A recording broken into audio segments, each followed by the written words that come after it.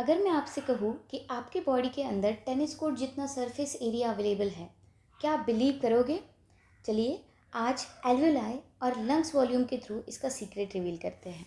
इसके पहले लेक्चर में हमने ह्यूमन रेस्पिरेटरी सिस्टम से रिलेटेड हमने पूरा एक पाथवे देखा, जिस पाथवे को अगर आपको याद ना हो तो चलिए एक बार रिपीट कर लेते हैं हम। वो पाथवे स्टार्ट हो रहा था कहाँ से? वो स्टार्ट हो रहा था नॉस्ट्रिल से, नॉस्ट्रिल से नेज़ल चेम्बर, नेज़ल चेम्बर से फेरेंक्स, फेरेंक्स से लैरिंक्स, लैरिंक्स से ट्रैकिया, ट्रैकिया से ब्रोंकी, ब्रोंकी से ब्रोंक्यूल्स, ब्रोंक्यूल से primary, secondary, tertiary, terminal end at the end there is alveoli, जहाँ पर गैशियस एक्सचेंज परफॉर्म होना था। अब यहाँ तक हमने देख लिया है, तो आज हम देखने जा रहे हैं एल्वियोलाई का स्ट्रक्चर, कैसे हम अपनी गैशियस एक्सचेंज को परफॉर्म कर रहे हैं। तो सबसे पहले ये जो एल्वियोलाई है, जैसे हमारे बॉडी का यूनिट होता है दैट इज़ सेल, वैसे ही लंग्स का भी कुछ यूनिट होता है, उस लंग्स की यूनिट को बोला जाता है एल्वियोलाई। नेक्स्ट, आप भले ही पैसों के मामले में मिलीनियर ना हो, बट डेफिनेटली एक चीज़ के मामले में आप मिलीनियर हो, दैट इज़ एल्वियोलाई। आपके एक लंग्स के अंदर 150 मिलियंस ऑफ एल्वियोलाई प्रेजेंट होते हैं। अगर इन फ्यूचर आपको किसी ने बोला कि आपके पास तो पैसे नहीं हैं, आप तो मिलीनियर नहीं हो, तो यू कैन से दैट कि हाँ, मैं मिलीनियर हूँ, बट पैसों के मामले में नहीं, बट डेफिनेटली एल्वियोलाई के मामले में। ठीक है, ये जो एल्वियोलाई है, अब मैंने फर्स्ट क्वेश्चन पूछा था आपको, बताया था कि ये जो आपके बॉडी के अंदर का एक सरफेस है जो टेनिस कोर्ट जितना है, अब ये क्या है?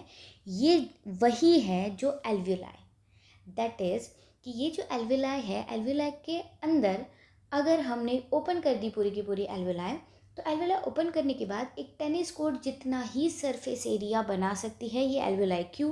क्योंकि एल्वियोलाई कितने अमाउंट में प्रेजेंट है? वो है 150 मिलियंस, यानी कि हर एक एल्वियोलाई के सरफेस को अगर हमने जोड़ा तो वो कितना बन जाएगा? एक टेनिस कोर्ट जितना स्ट्रक्चर बन जाएगा। अब ये एल्वियोलाई होती है थिन वॉल। अब थिन वॉल क्यों है? क्योंकि गैशियस एक्सचेंज परफॉर्म करना है, एक जगह से दूसरी जगह पर गैशियस जाना चाहिए, इसलिए इसकी वॉल क्या होती है? थिन होती है। ये हाईली वस्कुलराइज्ड स्ट्रक्चर में होती है और डेफिनेटली ये हमेशा मॉइस्ट ही होनी चाहिए। अब इसके पीछे का रीज़न मैंने आपको बताया था कि ये मॉइस्ट क्यों होनी चाहिए, उसको मॉइस्ट होने के लिए, मॉइस्ट रहने के लिए कौन हेल्प कर रहा है। एक हमने फ्लूइड पढ़ा था, that fluid is known as pleural fluid. अब ये प्लूरल फ्लूइड क्या फंक्शन परफॉर्म कर रहा था? It prevent from desiccation, it prevent from friction and it absorb some shocks. ठीक है, तो 3 फंक्शन परफॉर्म कर रहा था ये प्लूरल फ्लूइड, और कहाँ प्रेजेंट था? In between visceral and parietal layer. Okay, तो ये रही एल्वियोलाई की डायग्राम, आप यहाँ पर देख सकते हैं, ये एल्वियोलाई की डायग्राम है। एल्वियोलाई की डायग्राम में कितनी ज़्यादा थिन मेम्ब्रेन्स प्रेजेंट है वो आप देखिए। ये जो एल्वियोलाई के अंदर मेम्ब्रेन प्रेजेंट है, that membrane is known as alveolar membrane, जो कि स्क्वामस एपिथेलियम से बनी है। टिश्यू चैप्टर में आपने ये डेफिनेटली सुना होगा कि स्क्वामस एपिथेलियम क्या होती है, एक पतली सी लेयर होती है। नेक्स्ट आता है ये एल्वियोलाई, और ये रही कैपिलरी। अब एल्वियोलाई के लोअर रीजन में कैपिलरी क्यों प्रेजेंट है? अगर ये एल्वियोलाई गैशियस एक्सचेंज परफॉर्म करेगी, O2 को कहीं ना कहीं भेजना है, तो वो कहाँ भेजेगी? वो भेजेगी with the help of this capillary, यानी कि ये जो कैपिलरी अब O2 को कैरी करेगी और लेके जाएगी टूवर्ड्स किसके? Towards the heart region. फिर हार्ट क्या करेगा? हार्ट उस ऑक्सीजनेटेड ब्लड को पंप करेगा थ्रू आउट द बॉडी। ठीक है, अब ये जो कैपिलरी है, ये कैपिलरी सिर्फ और सिर्फ ऑक्सीजन ही कैरी नहीं करती, ये कैपिलरी कार्बन डाइऑक्साइड भी कैरी करती है। ठीक है, नेक्स्ट, ये जो कैपिलरी है, ये कैपिलरी के अंदर की जो मेम्ब्रेन है बहुत ही ज़्यादा थिन होती है, that membrane is known as endothelium. ठीक है, नेक्स्ट, ये अब इन बिटवीन देखिए, ये जो एल्वियोलाई है और ये जो कैपिलरी है, ये कैपिलरी एंड एल्वियोलाई के बीच में एक पतली सी मेम्ब्रेन प्रेजेंट होती है। इतनी पतली होती है कि एक सिंगल सेल जितनी, ये जो बेसमेंट मेम्ब्रेन कहा जाता है उसको, ये एक सिंगल सेल जितनी थिन होती है। सिंगल सेल जितनी थिन, आप सोचिए कि एक माइक्रोस्कोपिक सेल है, उतनी थिन मेम्ब्रेन कहाँ पर प्रेजेंट है? तो वो प्रेजेंट है कहाँ पर? एल्वियोलाई एंड कैपिलरीज के बीच। अब आपने इनहेल की है गैसेस। अब कौन सी गैसेस आपने इनहेल की थी? आपने इनहेल किया है नाइट्रोजन, आपने किया है ऑक्सीजन और आपने किया है कार्बन डाइऑक्साइड को भी। मैंने ये भी बताया था, चलो एक बार रिपीट कर लेते हैं। हमने नाइट्रोजन कितने अमाउंट में इनहेल किया था? हमने नाइट्रोजन अमाउंट कितना था? 78%। हमने एक्सेल कितना किया था? एक्सेल किया था हमने 78%। नेक्स्ट हमने इनहेल कितना किया था? ऑक्सीजन को कितना इनहेल किया था हमने? ऑक्सीजन 21% को इनहेल किया था। एक्सेल कितना किया है? सिर्फ एक्सेल किया है 17%। ये भी बताया था मैंने कि यहाँ पर डिफरेंस कितना आ रहा है? 4% का डिफरेंस आ रहा है। नेक्स्ट हमने कार्बन डाइऑक्साइड इनहेल किया था, कितना? 0.03%। और एक्सेल कितना किया था? 4%। अब आप यहाँ देखिए कि ऑक्सीजन अगर हम इनहेल कर रहे हैं 21% और एक्सेल कर रहे हैं 17%, तो बाकी का 4% कहाँ बच रहा है? वो कहाँ जा रहा है हमारे बॉडी में? यही हम जानते हैं एल्वेोलाई में। प्लस कार्बन डाइऑक्साइड जो हमने इतना कम अमाउंट लिया था, दैट इज़ 0.03%, फिर हमने एक्सेल कैसे किया 4%? इतना सारा अमाउंट कहाँ से आ रहा है? चलिए इसी क्वेश्चन का आंसर एल्वेोलाई में छुपा है। तो ये रही एल्वेोलाई। एल्वेोलाई के अंदर जितनी भी गैसेस हैं जो हमने इनहेल की है, इनटेक की है, वो सारी की सारी गैसेस अब यहाँ आ गई। सबसे ज़्यादा अमाउंट किसका होगा? सबसे ज़्यादा हम ऑक्सीजन को ही इनहेल करेंगे। अब जितनी ज़्यादा अमाउंट ऑफ ऑक्सीजन यहाँ पर होगी, यहाँ पर कौन सा प्रेशर क्रिएट होगा? यहाँ पर क्रिएट होगा हाई प्रेशर। अब जैसे ही यहाँ पर हाई प्रेशर क्रिएट होता है, ये जो कैपिलरी है, ये कैपिलरी आपकी क्या लेके आ रही है? ये कैपिलरी कैरी कर रही है कार्बन डाइऑक्साइड को प्लस हीमोग्लोबिन को। अब कार्बन डाइऑक्साइड ये अगर कैरी कर रही है तो यहाँ पर सबसे ज़्यादा अमाउंट ऑफ कार्बन डाइऑक्साइड होगा, और हमने इनहेल किया है तो सबसे ज़्यादा अमाउंट ऑफ ऑक्सीजन होगा। यानी कि ऑक्सीजन का अमाउंट कैसा है? हाई प्रेशर है। और कैपिलरीज में कैसा प्रेशर है? लो प्रेशर है। और कोई भी चीज़, हमने डेफिनेटली ये पढ़ा है कि कोई भी चीज़ ट्रैवल करती है from high pressure towards the low pressure. यानी कि अब हाई प्रेशर कहाँ पर है? एल्वेोलाई में है। किसका है? ऑक्सीजन का है। तो ये ऑक्सीजन कहाँ से कहाँ ट्रैवल करेंगे? हाई प्रेशर से लो प्रेशर ट्रैवल करेंगे। और यहाँ के जो कार्बन डाइऑक्साइड है, ये high pressure to low pressure किसके टूवर्ड्स ट्रैवल करेंगे? एल्वेोलाई के टूवर्ड्स ट्रैवल करेंगे। जैसे ही यहाँ पर कार्बन डाइऑक्साइड हाई प्रेशर के थ्रू आ गए, फिर हम करते हैं एक्सेलेशन। ये जो एक्सेल कर रहे हैं हम, इसी के थ्रू ये जो कार्बन डाइऑक्साइड गैस है उसको क्या करते हैं हम? एक्सेल। यानी कि अब आपको एक रफ आइडिया क्लियर हुआ कि गैसियस एक्सचेंज एक्चुअल में कैसे परफॉर्म हो रहा है। ऑक्सीजन का हाई प्रेशर कहाँ जाएगा? ऑक्सीजन के लो प्रेशर के टूवर्ड्स। कार्बन डाइऑक्साइड का हाई प्रेशर कहाँ जाएगा? कार्बन डाइऑक्साइड के लो प्रेशर के टूवर्ड्स। अब इसमें एक ट्विस्ट है कि ये जो हीमोग्लोबिन है, फिर ये हीमोग्लोबिन क्या फंक्शन परफॉर्म कर रहा है? ये जो हीमोग्लोबिन है, ये हीमोग्लोबिन कैपिलरीज के अंदर ही प्रेजेंट है। इसको ऐसे समझते हैं कि ये एक हीमोग्लोबिन आपके 4 मॉलिक्यूल ऑफ ऑक्सीजन को अट्रैक्ट करता है। यानी कि एक हीमोग्लोबिन अगर यहाँ है और 4 ऑक्सीजन के मॉलिक्यूल अगर यहाँ है, तो 4 ऑक्सीजन के मॉलिक्यूल को ये हीमोग्लोबिन क्या करेगा? अट्रैक्ट करेगा। यानी कि बहुत ही जल्दी ऑक्सीजन कैरी किया जाए कैपिलरीज में, इसलिए हीमोग्लोबिन उसको बोलता है चलो चलो चलो जल्दी चलो, हमें जाना है, हमारा जो हार्ट है वो हमारा वेट कर रहा है। तो हीमोग्लोबिन ने क्या किया है? हीमोग्लोबिन ने 4 मॉलिक्यूल्स ऑफ ऑक्सीजन को कैरी किया है, अट्रैक्ट किया है, और ऐसे होता है gaseous exchange. I hope so कि आपको ये चीज़ क्लियर हो चुकी हो। नेक्स्ट हम देखते हैं कि एक प्रिंसिपल, जैसे मैंने अभी बताया था कि आपको ये चीज़ याद रखनी ही है। एक प्रिंसिपल है जो आप फिज़िक्स में हमेशा पढ़ते हो, दैट इज़ एयर कहाँ मूव कर रही है? High pressure to low pressure move कर रही है। यानी कि क्या मैं ये बोल सकती हूँ कि ये जो प्रेशर है, ये प्रेशर इन्वर्सली प्रोपोर्शनल है टू द वॉल्यूम। जैसे आप अगर क्लास में बैठे हो और क्लास छोटी है और बच्चे बहुत ज़्यादा हैं, तो प्रेशर क्रिएट होगा कि नहीं होगा आपकी क्लास में? डेफिनेटली क्रिएट होगा। बट उसकी ही जगह अगर क्लास बहुत बड़ी है और बच्चे सिर्फ 30 है, सिर्फ 30 क्लास बहुत बड़ी है, तो प्रेशर क्रिएट होगा या फिर आप बहुत ज़्यादा फैल फैल के बैठ सकते हो। यही प्रिंसिपल है जो कहता है कि प्रेशर जो है ये वॉल्यूम के साथ इन्वर्सली प्रोपोर्शनैलिटी शो करता है।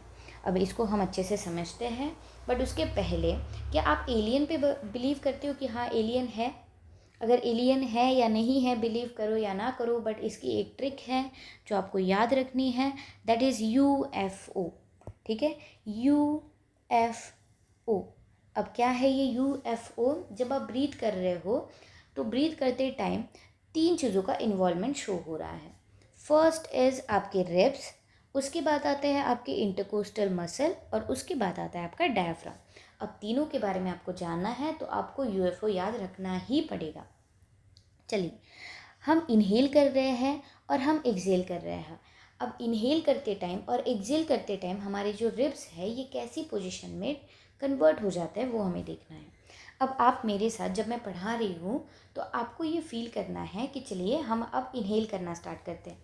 जब हम इनहेल कर रहे हैं तो आपको क्या फील हो रहा है कि आपके जो लंग्स है, आपके जो रिब्स हैं, वो रिब्स, क्या वो रिब्स आपके अपवर्ड जा रहे हैं? फील करो, जैसे ही आप इनहेल कर रहे हो वैसे ही आपके रिब्स जो है ये अपवर्ड जा रहे हैं, अपर साइड में जा रहे हैं, और अपर साइड में जाते टाइम ही आपके रिब्स थोड़ा सा फ्रंट में भी आ रहे हैं, यानी कि फॉरवर्ड भी आ रहे हैं, और फॉरवर्ड एंड अपवर्ड के साथ ही आउटवर्ड भी जा रहे हैं। आउटवर्ड मतलब साइड बाय साइड फैलना। ठीक है, यानी कि ये क्या है? UFO। U से अपवर्ड, F से फॉरवर्ड एंड O से आउटवर्ड। अब इनहेलेशन के टाइम पे अगर UFO शो हो रहा है तो UFO के जस्ट अपोजिट कहाँ पर शो होगा? एक्सहेलेशन के टाइम पे, यानी कि अपवर्ड से अपोजिट डाउनवर्ड होगा, फॉरवर्ड से अपोजिट बैकवर्ड होगा, एंड आउटवर्ड से अपोजिट इनवर्ड होगा। Now you just have to feel कि इनवर्ड कैसे जा रहे हैं, आउटवर्ड कैसे जा रहे हैं, एंड फॉरवर्ड कैसे जा रहे हैं। उसी के साथ जब ये रिब्स कॉन्ट्रैक्शन परफॉर्म कर रहे हैं, इनवर्ड आउटवर्ड शो कर रहे हैं, उसी टाइम पे जो ये इंटरकोस्टल मसल है, अब इंटरकोस्टल मसल होती क्या है पहले ये क्लियर कर लो। ये रहे आपके रिब्स, ये है आपके रिब्स। अब इन रिब्स के बीच में, ये अगर मैं बोलूँ यहाँ पर कि ये रिब्स के बीच में यहाँ पर एक मसल प्रेजेंट होती है, ये जो मसल है that muscle is known as intercostal muscle. अब ये जो मसल है उस टाइम पे कॉन्ट्रैक्शन परफॉर्म कर रही है या फिर रिलैक्स हो रही है। अब आप इनहेल कर रहे हो, आपके जो रिब्स है ये आउटवर्ड शो कर रहे हैं, यानी कि कहीं ना कहीं पर ये जो आपकी इंटरकोस्टल मसल है ये कॉन्ट्रैक्ट शो कर रही होगी। ये आपको याद रखना पड़ेगा। कॉन्ट्रैक्शन कैसे?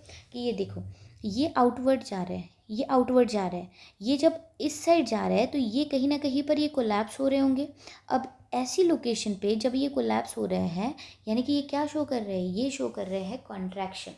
और जब हम एक्सेल कर रहे हैं तो यही इंटरकोस्टल मसल क्या हो रही है? ये हो रही है रिलैक्स।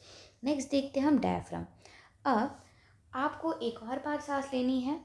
जब आप इनहेल कर रहे हो तो इनहेल करते टाइम अगर ये आपके लंग्स और ज़्यादा प्रेशर क्रिएट कर रहे हैं, फूल रहे हैं, तो ये जो लोअर रीजन में डायफ्राम प्रेजेंट है वो कौन सी शेप में कन्वर्ट हो जाएगा? फ्लैट शेप में कन्वर्ट हो जाएगा, यानी कि ये क्या हो जाएगा? फ्लैटन हो जाएगा।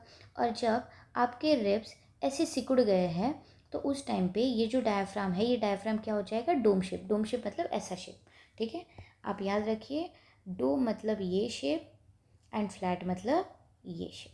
ठीक है, क्या आपको क्लियर है? जब भी एग्ज़ाम में ऐसा कोई क्वेश्चन आए तो आपको सिर्फ और सिर्फ इनहेल करके ही देखना है, एक्सेल करके ही देखना है, आपको इसमें रट्टा नहीं मारना है कोई भी चीज़ को। नेक्स्ट चलते हैं, अब हम देखते हैं थोरेसिक कैविटी के बारे में।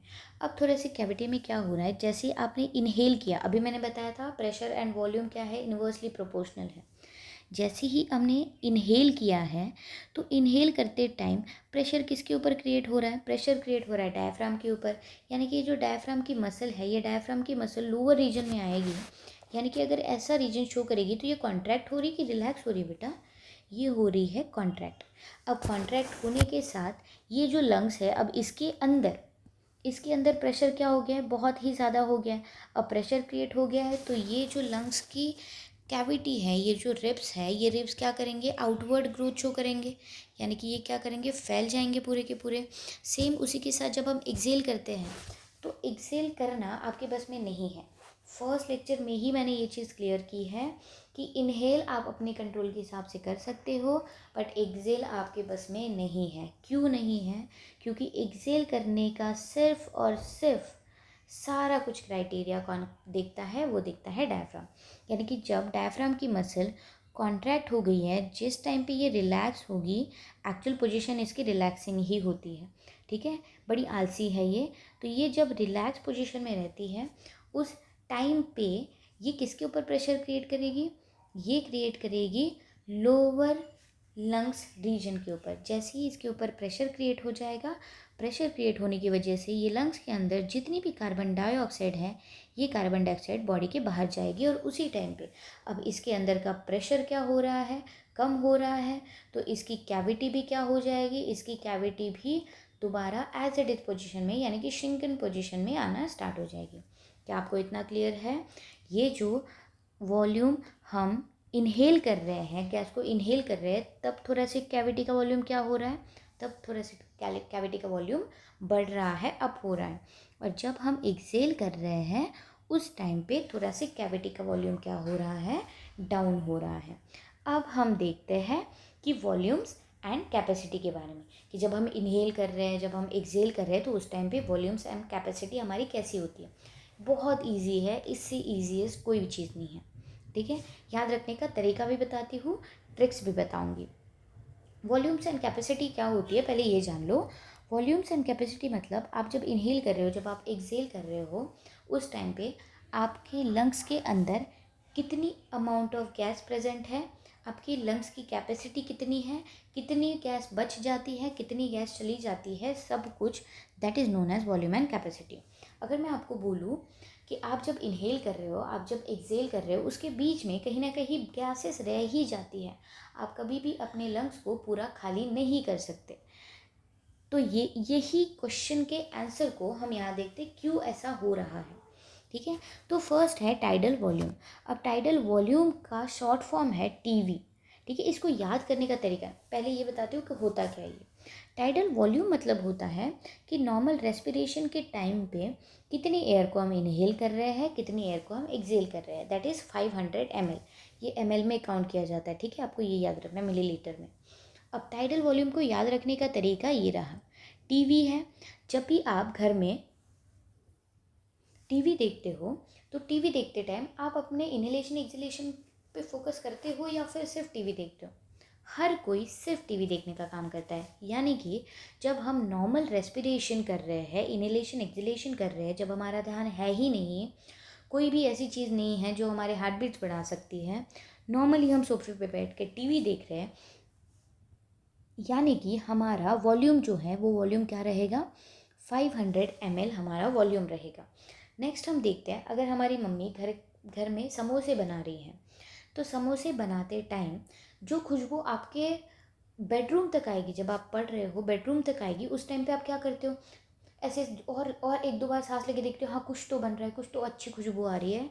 जब आप extra forcefully extra inhalation perform करते हो, यानी कि आप क्या कर रहे हो? एडिशनल वॉल्यूम क्रिएट कर रहे हो, फोर्सफुली इन्हेलेशन कर रहे हो, जैसे परफ्यूम हो, जैसे इस घर में समोसे बन रहे हो, पंच पकवान बन रहे हो, उस टाइम पे आपके लंग्स का वॉल्यूम क्या हो जाता है?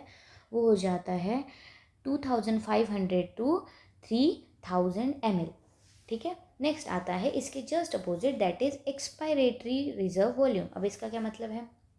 अगर कोई गंदी सी स्मेल आ रही है आपको, ठीक है, जैसे क्लासरूम में हमेशा ही आती रहती है, तो ये जो गंदी सी स्मेल आती है, वो गंदी सी स्मेल आते टाइम आप इनहेल करोगे या एक्सेल करोगे बेटा? आप हमेशा एक्सेल ही करोगे। जो आप फोर्सफुल एक्सेलेशन परफॉर्म कर रहे हो, वो फोर्सफुल एक्सेलेशन के टाइम पे आपके लंग्स का वॉल्यूम क्या होगा? वो होगा 1000 से 1100 ml, ठीक है। एक्सेल कर रहे हो तो एक्सेल हमेशा इनहेल से कम ही होगा। क्यों? क्योंकि एक्सेल करना आपके कंट्रोल में नहीं है, वो भी फोर्सफुल एक्सेलेशन, फोर्सफुल एक्सपायरेशन आपके कंट्रोल में नहीं है, ये याद रखो। इनहेलेशन ज़्यादा होगा, एक्सेलेशन कंपेयर टू कम होगा। नेक्स्ट देखते हैं रेसिडुअल वॉल्यूम। अब जैसे मैंने क्वेश्चन पूछा था आपको कि हमेशा आपके लंग्स में कोई ना कोई गैस रह ही जाती है, जो कि हम रेसिडुअल्स बोलते हैं, तो that is known as residual volume, RV। अब इसका क्या मतलब है? Volume of air remaining in the lungs after forceful expiration. यानी कि आप जब फोर्सफुल एक्सेल भी कर देते हो तो भी आपके लंग्स में गैस प्रेजेंट होती ही है। वो कितनी होती है? वो होती है 1100 से 1200 ml तक। नेक्स्ट बात करते हैं हम टोटल लंग कैपेसिटी की। अब टोटल लंग कैपेसिटी क्या होती है कि जब भी आप फोर्सफुल इनहेलेशन करो, फोर्सफुल एक्सहेलेशन करो, नॉर्मल रेस्पिरेशन करो, नॉर्मल एक्सपायरेशन करो, आपके लंग्स की कैपेसिटी कांस्टेंट ही रहेगी, दैट इज़ 5000 से 6000 ml तक। आपको क्या ये लंग्स कैपेसिटी क्लियर हुई है, लंग्स वॉल्यूम क्लियर हुए हैं? सिर्फ ऐसे याद रखो, टीवी देखते टाइम नॉर्मल इनहेलेशन एक्सहेलेशन है। इंस्पायरेशन मतलब क्या हो रहा है कि आप फोर्सफुल इनहेल कर रहे हो तो वो हमेशा ज़्यादा ही होगा। एक्सपायरेशन मतलब क्या होता है, फोर्सफुल एक्सहेलेशन कर रहे हो वो हमेशा कम ही होगा। रेसिडुअल वॉल्यूम क्या होता है कि जो आपके लंग्स में कहीं ना कहीं पर गैस अभी भी रह जा रही है, that is known as residual volume. Total lung capacity क्या होती है? टोटल लंग कैपेसिटी मतलब होता है कि आपके लंग्स में कितना हम इनहेल करें तो गैस अवेलेबल हो सकती है, तो वॉल्यूम क्रिएट हो सकता है, दैट इज़ कितना? That is 500 to 600 ml। Thank you so much. Next lecture में मैं इससे रिलेटेड सारे के सारे PYQs लेके आऊँगी। So stay tune and subscribe my channel. Thank you so much.